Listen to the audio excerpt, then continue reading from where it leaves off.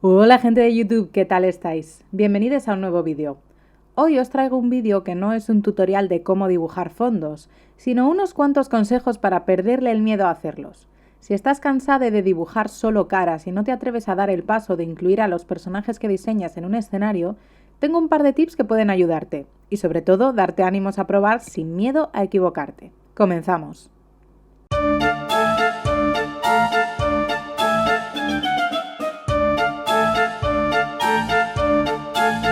En este vídeo vengo a daros esperanzas.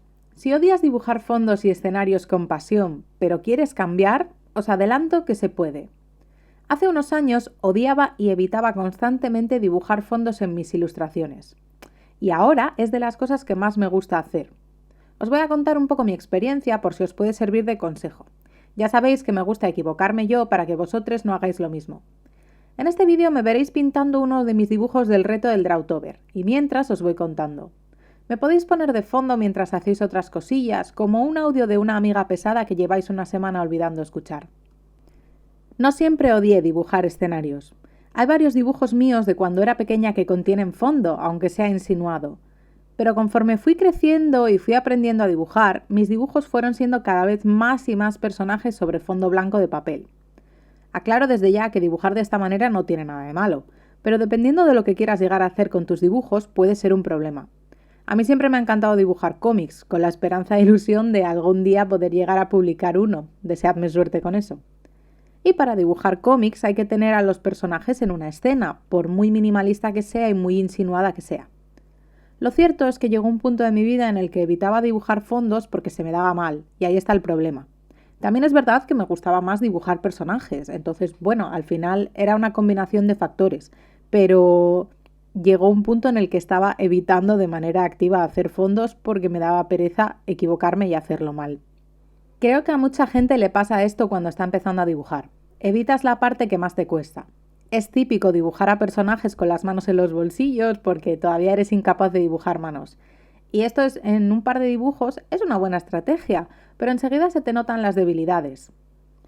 Cuanto más evitas practicar una cosa, más miedo te da, y durante mucho tiempo para mí era impensable dibujar fondos.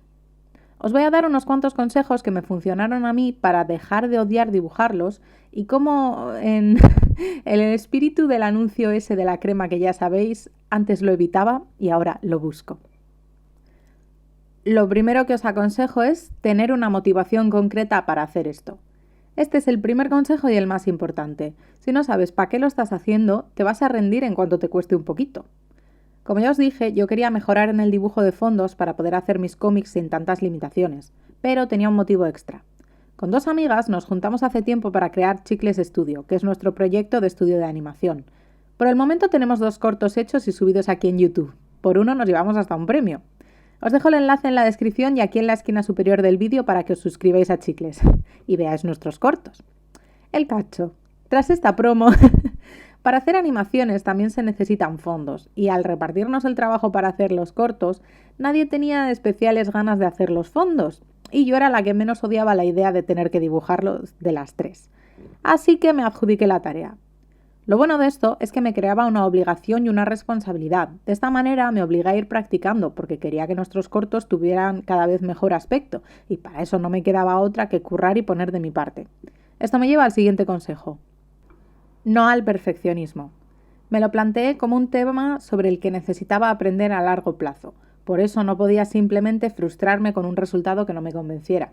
Si un dibujo me salía mal, lo tomaba como una manera de ir aprendiendo, pensando que en un futuro me saldría mejor y que había que tener paciencia, aunque me fastidiase y me diera mucha rabia. Este tipo de paciencia se aprende, por cierto, y yo con los años noto que me hiere mucho menos el ego dibujar algo más. No porque no me importe, porque me importa, pero ya he superado ciertos niveles de aprendizaje del dibujo que me parecían muy difíciles y entonces tengo más confianza porque sé que lo voy a terminar superando igual que superé otras dificultades. Aprender a dibujar es un poco como subir una escalera, da mucha pereza y vas avanzando a trocitos, pero al cabo de un rato, si echas la vista atrás, estás bastante lejos del suelo. No es mi mejor metáfora, pero creo que nos sirve. Por ejemplo, una de las cosas en las que más fallaba, y fallo, es en el uso de la perspectiva, y por eso este vídeo no es un tutorial de cómo dibujar y mucho menos de cómo dibujar en perspectiva. Ojalá en un tiempo, unos años quizá, sea capaz de enseñaros bien cómo se hace eso. Yo de momento sigo sintiéndome muy aprendiz. La perspectiva es uno de los fundamentos del dibujo que más cuesta dominar de manera orgánica, al menos en mi experiencia y en la de muchas compañeras. Para mí sigue siendo una batalla constante. Cuando estaba en la facultad estudiando Bellas Artes, la primera asignatura que me hizo llorar, porque soy una llorica, fue sistemas de representación, o mejor dicho, dibujo técnico. Todo lo que sé dibujar en perspectiva es resultado de pelearme con mi cerebro que no la entiende y se niega de manera activa a entenderla.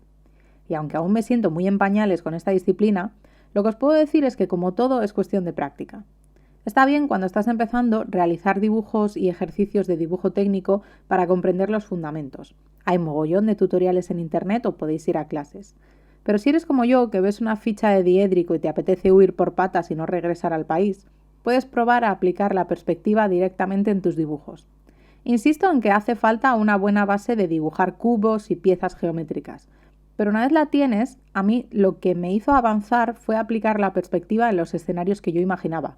Saber colocar un sofá, una cama, el árbol en el dibujo me parecía más interesante que dibujar cajas. Y en este punto creo que es lo que me ayuda a practicar. Esto hará que tengas que terminar ilustraciones donde de base la perspectiva a lo mejor no está perfecta, pero vas a ir notando avances y de paso no te tienes por qué morir del aburrimiento mientras haces el dibujo, como me ocurría a mí. Dentro de este consejo va otro, y es que procures practicar cosas que te interesen.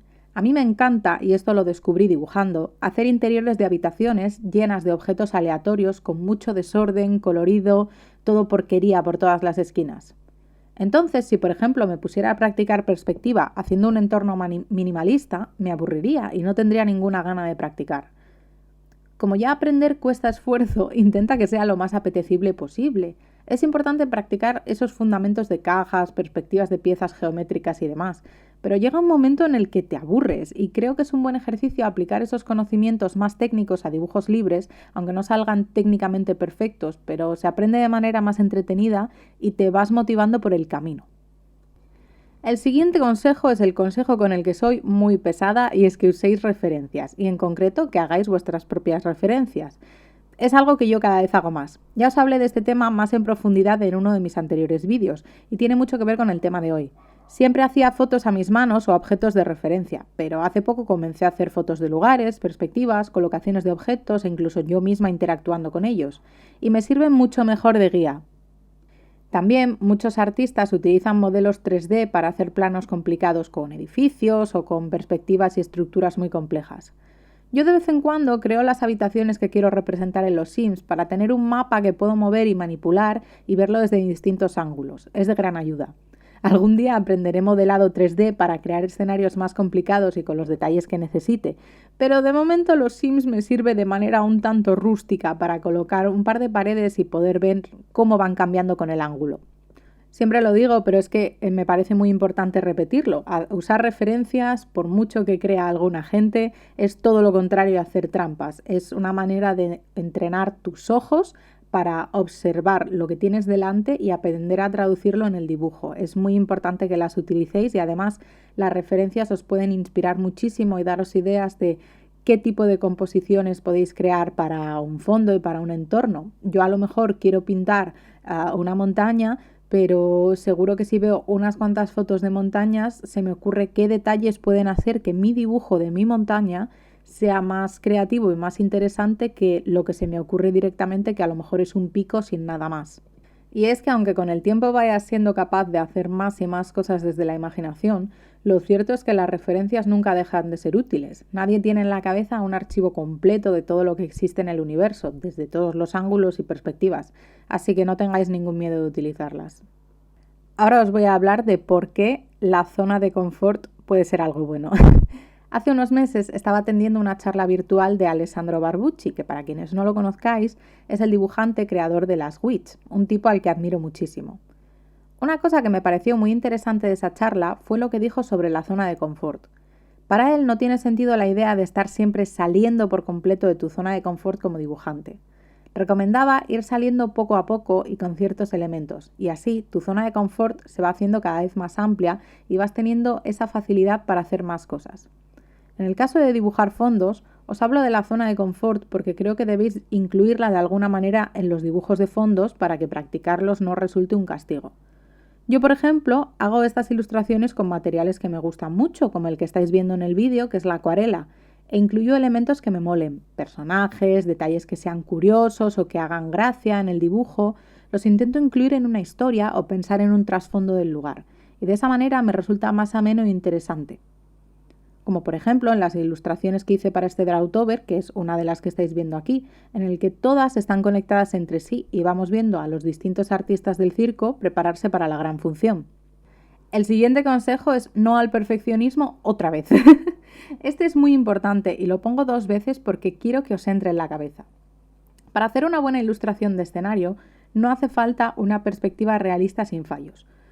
Observad, por ejemplo, cualquier fondo de una serie de animación, especialmente aquellas más cartoon como las Supernenas, El laboratorio de Dexter, Ed, Edd y Eddy o incluso la de La casa de los amigos imaginarios. Ahora mismo creo que no es exactamente ese el título, pero sabéis a cuál me refiero. En estos fondos lo más importante es la legibilidad, es decir, que se entienda qué lugar es en el que están y cómo es, y la atmósfera, lo que transmite de emociones o sobre el entorno en sí, lo que nos dice de los personajes y de la acción que está ocurriendo. Aunque son escenarios engañosamente incorrectos, por decirlo de alguna manera, lo cierto es que es bastante difícil dibujar con ese nivel de expresividad.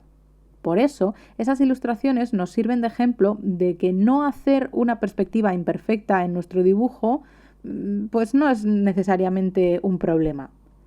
Con esto os quiero decir que procuréis que el escenario transmita lo que buscáis, porque las partes técnicas se aprenden de forma técnica, pero las partes emotivas o de transmisión de ideas y conceptos es algo más abstracto que también podéis trabajar a la par.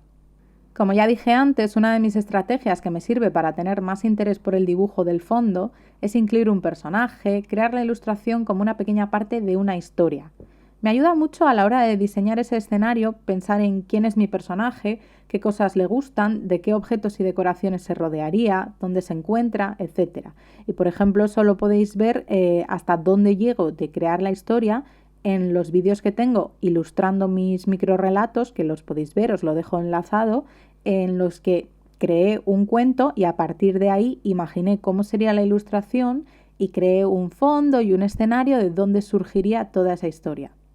Pensar en las decoraciones y en cómo serían todos los objetos que pertenecen al personaje o los que le rodean en ese momento me sirve en especial porque yo suelo diseñar escenarios de interiores, que como ya os dije, me encanta llenarlos de caos. Pero es cierto que este mismo planteamiento te sirve para pintar un exterior, tanto de naturaleza como de ciudad.